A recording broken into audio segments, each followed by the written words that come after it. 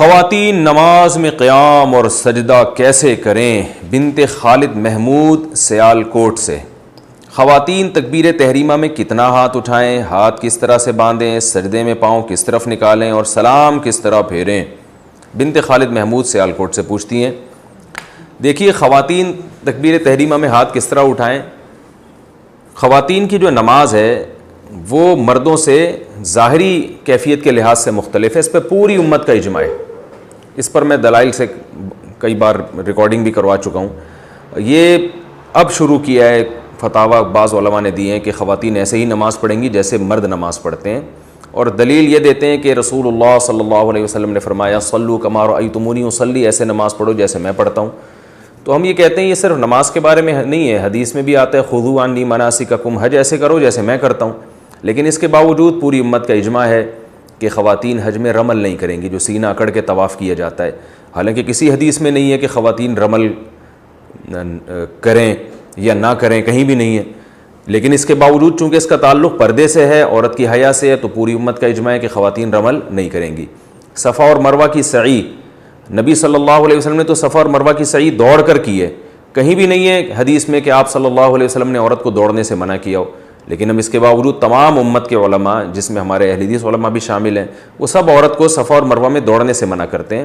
حالانکہ ہمارے پاس نبی صلی اللہ علیہ وسلم کا اس بارے میں کوئی بھی قول موجود نہیں ہے، لیکن پوری امت نے اجماع کیوں کیا کہ بھئی عورت کا تعلق حیا سے ہے اور عبادت میں حیا کا عنصر جھلکنا چاہیے۔ اسی وجہ سے پوری امت آج تک اس پر اتفاق رہا ہے کہ عورت دوڑے گی نہیں۔ اسی طرح لبیک آہستہ کہنا، تو حالانکہ رسول اللہ صلی اللہ علیہ وسلم نے تو لبیک زور سے کہا ہے، لیکن اور عورت کو کہیں بھی نہیں ہے حدیث میں کہ نبی نے زور سے لبیک کہنے سے منع کیا ہو، مگر پوری امت کا اجماع ہے کہ عورت آہستہ لبیک کہے گی، کیونکہ حج ایک عبادت ہے اور عبادت میں عورت کی حیا کا عنصر جھلکنا چاہیے۔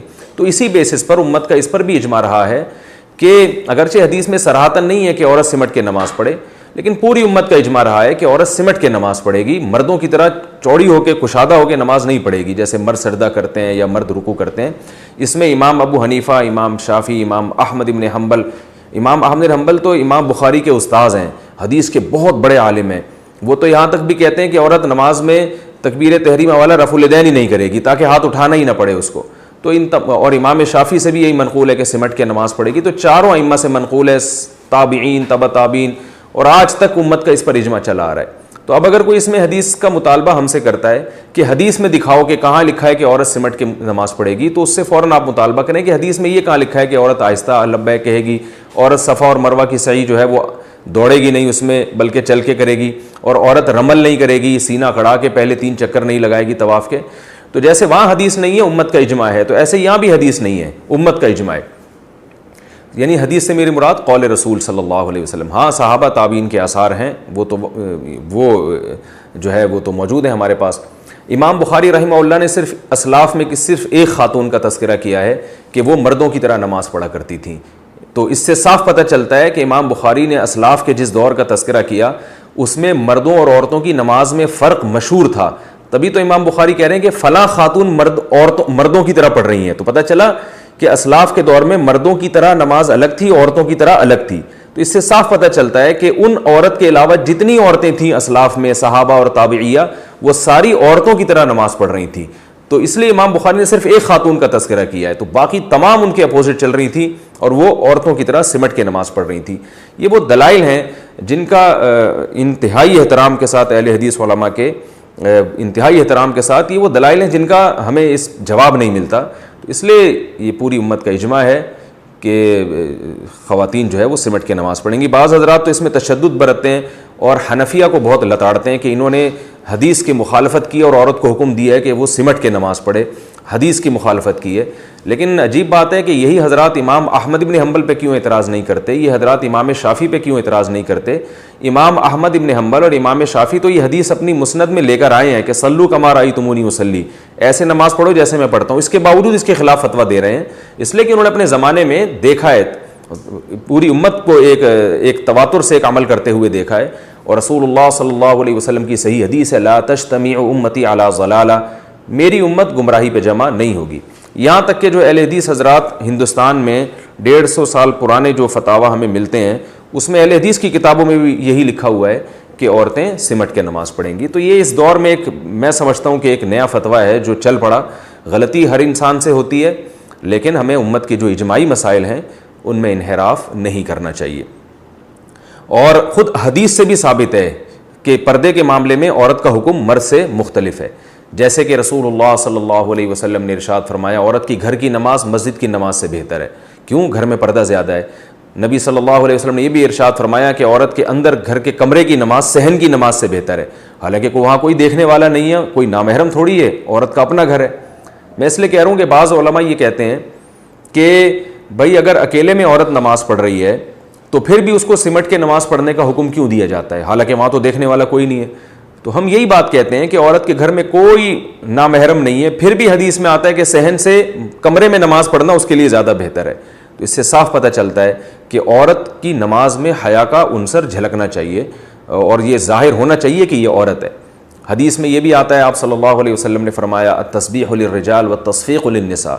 امام سے اگر نماز میں غلطی ہو جائے تو مرد اللہ اکبر یا مرد سبحان اللہ کہہ کے غلطی پہ تنبیہ کرے گا, لیکن عورت کو آواز نکالنے کی اجازت نہیں ہے. حالانکہ نارملی عورت کی آواز کا پردہ نہیں ہے, وہ ضرورت کے وقت بول سکتی ہے, لیکن نماز میں اس کو بولنے پر بھی پابندی لگا دی کہ وہ دائیں ہاتھ بائیں ہاتھ کی ہتھیلی پر رکھ کر ایسے تالی مارے گی جس سے امام کو پتہ چلے گا کہ وہ غلطی کر رہا ہے. تو پتہ چلا نماز کے باہر کے حکام الگ ہیں, نماز کے اندر کے حکام الگ ہیں. اسی طرح اور بھی ہمیں اس بارے میں روایات ملتی ہیں. حضرت عائشہ رضی اللہ تعالی عنہا نے جب عورتوں کی امامت کی تو بالکل صف کے بیچ میں کھڑے ہو کر نماز پڑھائی ہے. حالانکہ امام تو آگے کھڑا ہوتا ہے, عورت کی امام جو ہے نا وہ تو آگے کھڑا ہوتا ہے, لیکن حضرت عائشہ بیچ میں کھڑی ہوئی ہیں تاکہ امام جو ہے وہ ظاہر نہ ہو. تو یہاں دیکھیں کس قدر حیا کا خیال رکھا ہے کہ نماز میں عورت کا عورت پن جھلکنا چاہیے. اسی طرح ہم دیکھتے ہیں کہ نماز میں عورت مردوں کی امامت نہیں کر سکتی, آگے نہیں کھڑی ہو سکتی. بیٹا ماں کو نماز پڑھا سکتا ہے, ماں بیٹے کو نماز نہیں پڑھا سکتی. حالانکہ ماں کا درجہ تو بیٹے سے زیادہ ہے, اس کے باوجود ماں جو ہے وہ نماز میں پیچھے کھڑی ہوگی, بیٹا آگے کھڑے ہوگا. تو اس میں اللہ تعالیٰ نے جو ہے نا ایک نماز میں مرد اور عورت میں ایک بڑا فرق رکھا ہے کہ ان کا فرق, یہ فرق نماز کے اندر جھلکنا چاہیے. تو یہ وہ تمام احادیث ہیں اور روایات ہیں جن سے فقہاء نے, تمام فقہاء نے استدلال کیا ہے کہ بھئی اس سے صاف پتہ چلتا ہے کہ عورت اور مرد کی نماز کی جو ظاہری کیفیت ہے اس میں بہت زیادہ فرق ہے. وہ فرق جھلکنا چاہیے نماز کے اندر, اور یہ تواتر سے اجماعی مسئلہ چلا آ رہا ہے. تو اب لوگ حدیث کا مطالبہ کرتے ہیں, تو جو مطالبہ کریں آپ ان سے مطالبہ کر لیں کہ صفا اور مروہ میں جو ہے عورت دوڑے گی نہیں, حدیث دکھاؤ کہاں ہے. تو امت کے اجماعی مسائل اس طرح سے توڑ موڑ کر حدیث کا لیول لگا کے اگر ہم نے تبدیل کرنا شروع کر دیے تو ہمارے تو دین کا بیڑا غرق ہو جائے گا بالکل. تو اس لیے انہی فقہاء پر اعتماد کرنا چاہیے جو ہم سے پہلے محقق گزر چکے ہیں. عبداللہ بن مسعود رضی اللہ تعالیٰ عنہ کی روایت ہے, فرمایا من کان منکم مستنن فلیستن بمن قد مات فإن الحی لا یؤمن علیہ الفتنہ. عبداللہ بن مسعود رضی اللہ تعالیٰ عنہ فرماتے ہیں کہ جو تم میں اقتدا کرنا چاہتا ہے تو آج کے دور کے جو یوٹیوبرز ہیں اور آج کے دور کے جو محققین ہیں ان کی اتباع نہ کرے, بلکہ جو دنیا سے جا چکے ہیں ان کو فالو کریں, کیونکہ حی پر فتنے کا اندیشہ زیادہ ہے. جو زندہ لوگ ہیں ان کے بارے میں ڈر ہے کہ یہ دنیا پرستی میں یا اپنی دکان چمکانے کے لیے لیبل یہ لگا رہے ہیں کہ ہم دوسروں کی دکانیں بند کر رہے ہیں, مگر ان کا مقصد ایسا نہ ہو کہ اپنی دکان چلانا چاہ رہے ہوں. تو اس کا بھی یہ زندہ لوگوں پہ یہ اندیشہ زیادہ ہے. پرانے لوگوں کی جو تحقیقات ہیں وہ تحقیقات للہیت کی بیس پر ہوتی تھیں, آج نفس پرستی کا دور ہے. تو اس لیے میں پھر بھی ان اہل حدیث علماء پر ہرگز طنز نہیں کر رہا کہ جو کہتے ہیں کہ عورتیں جو ہیں مردوں کی طرح نماز پڑھیں گی, میں ان کی نیت پہ شبہ نہیں کر رہا, لیکن میں یہ کہہ رہا ہوں کہ بعض لوگ ایسے بھی ہو سکتے ہیں کہ جن کا مقصد اپنی دکان چلانا ہو اور وہ قرآن و سنت کا لیبل لگا رہے ہوں. باقی سب ایسے نہیں ہوتے. بعض لوگ کی تحقیق ہی ہوتی ہے, وہ سمجھتے ہیں کہ قرآن و سنت کی روشنی میں یہی برحق ہے.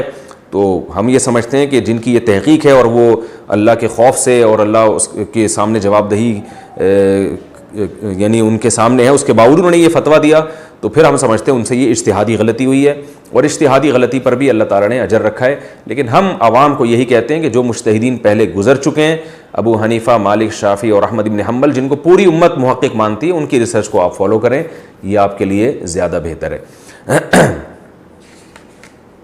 ہاں, تو اب جو بات یہ کہ اصل تو یہ کہ عورت سمٹ کے نماز پڑھے گی. اب سمٹنے کی کیفیات کیا ہوں گی، ان میں فقہا کا اختلاف ہے. یہ میں اس لیے کہہ رہا ہوں کہ بعض لوگ کہتے ہیں کہ یہ کون سی حدیث میں لکھا ہے کہ عورت سینے پہ ہاتھ باندھے گی، یہ کون سی حدیث میں آتا ہے کہ عورت سجدے میں دائیں طرف پاؤں نکال کے بیٹھے گی، یہ کون سی حدیث میں آتا ہے کہ تشہد میں عورت دائیں طرف پاؤں نکالے گی یا بائیں طرف پاؤں نکالے گی، یہ کون سی حدیث میں آتا ہے کہ عورت رفع الیدین میں کندھوں تک ہاتھ اٹھائے گی اور مرد جو ہے نا وہ کانوں تک ہاتھ اٹھائیں گے. تو بھائی اب ہر چیز پہ الگ سے حدیث کا مطالبہ کرنا یہ غلط ہے. اس لیے کہ جب سمٹنا ثابت ہو گیا اجماع امت سے، اور اجماع کا حجت ہونا وہ حدیث ہی سے ثابت ہے کہ نبی صلی اللہ علیہ وسلم فرما چکے کہ میری امت گمراہی پہ جمع نہیں ہو سکتی، تو اب وہ کیفیات مبہم ہے، احادیث میں ان کا صراحتاً تذکرہ نہیں ملتا، لہذا اس میں فقہا کی رائے ہیں مختلف. تو آپ جس فقی کی رائے کو فالو کریں وہ آپ کے لیے بہتر ہے. تو امام ابو حنیفہ کے جو فقہ ہے اس کے مطابق جو ہے، کیونکہ کندھوں تک ہاتھ اٹھانے میں جو ہے وہ یعنی اس میں عورت زیادہ کھل جاتی ہے، تو اس لیے انہوں نے کہا کہ کانوں تک ہاتھ اٹھانے میں، اس لیے انہوں نے کہا کہ صرف کندھوں تک ہاتھ اٹھائے جائیں. اور جب وہ تیات میں بیٹھیں گی تو اپنے دونوں پاؤں دائیں طرف نکال کے اس طرح سے زمین پہ بیٹھیں، اور سجدہ جب وہ کریں گی تو دونوں پاؤں جو ہے دونوں بازو بچھا لیے جائیں اور پاؤں کو دائیں طرف نکالا جائے، پورے جسم کو زمین پہ بچھا لیا جائے. اس سے یہ بھی پتہ چلتا ہے کہ وہ جو حدیث میں آتا ہے کہ تم میں سے کوئی جو ہے وہ کتے کی طرح سجدہ نہ کرے، تو اس سے مراد مرد ہیں، اس میں خطاب رسول اللہ صلی اللہ علیہ وسلم کا مردوں کو ہے. اس لیے کہ مرد کا اس طرح سے اٹھ کے زمین پہ سمٹ کے سجدہ کرنا یہ سستی اور کاہلی کی علامت ہے، اس لیے آپ صلی اللہ علیہ وسلم نے اس کو پسند نہیں کیا. لیکن عورت کا اس طرح سے سمٹ کے سجدہ کرنا یہ سستی کی نہیں بلکہ اس کی حیا کی علامت ہے. عورت کا اپنے سرین جو ہے وہ کولے جو ہے وہ سجدے میں اٹھانا اوپر کی طرف، یہ حیا کے بہرحال خلاف ہے. بعض حضرات نے یہ کہا ہے کہ عبداللہ بن عمر رضی اللہ تعالی عنہ نے سے روایت ہے کہ عورتیں آہستہ لبیک کہیں گی، لہذا ہم اس روایت کی وجہ سے عورتوں کو آہستہ لبیک کہنے کا کہتے ہیں، اور عبداللہ بن عمر سے ایسی کوئی روایت نہیں ہے کہ وہ عورت سمٹ کے سجدہ کرے گی. تو یہ یاد رکھیں عبداللہ بن عمر کی جو روایت جو بھی پیش کرے تو یہ ابن جریج مشہور مدلس ہے، ان کی مدلس روایت ہے، لہذا یہ روایت ضعیف ہے. پہلی بات تو یہ. دوسری بات یہ کہ اگر آپ قول رسول نہیں پیش کر سکتے تو پھر اسلاف کے اقوال تو ہمارے پاس بھی ہیں جس میں عورت کو سمٹ کے سجدہ کرنے کا حکم دیا گیا ہے، جیسے ابراہیم نخعی رحمہ اللہ تعالیٰ. اچھا، ابراہیم نخعی رحمہ اللہ سے ایک روایت یہ بھی ہے کہ عورت اور مرد کی نماز میں کوئی فرق نہیں ہے، اور ایک روایت یہ بھی ہے کہ عورت نماز میں سمٹے گی. تو بعض لوگ ان کی دوسری روایت پیش کرتے ہیں کہ ابراہیم نخعی جیسے جلیل القدر تابعی جن کا امام بخاری بھی بڑا تذکرہ کرتے ہیں، تو وہ یہ کہہ رہے ہیں عورت کی مرد کی نماز میں کوئی فرق نہیں ہے. تو یاد رکھیں یہ جو روایت ہے ان سے دونوں روایتیں، ایک روایت میں آتا ہے کہ وہ ابراہیم نخعی کہتے ہیں کہ عورت اور مرد کی نماز میں فرق نہیں ہے، ایک میں آتا ہے کہ فرق ہے. تو صاف پتہ چلتا ہے کہ اس روایت کا مطلب کچھ اور ہے، اس کا مطلب کچھ اور ہے. تو عورت اور مرد کی نماز میں فرق نہیں ہے رکعتوں کے لحاظ سے، قرات کے لحاظ سے، تسبیحات کے لحاظ سے. جو مرد نے پڑھنا ہے وہی عورت نے پڑھنا ہے، جتنی رکعتیں اس نے پڑھنی ہے اتنی اس نے پڑھنی ہے، اس لحاظ سے کوئی فرق نہیں ہے.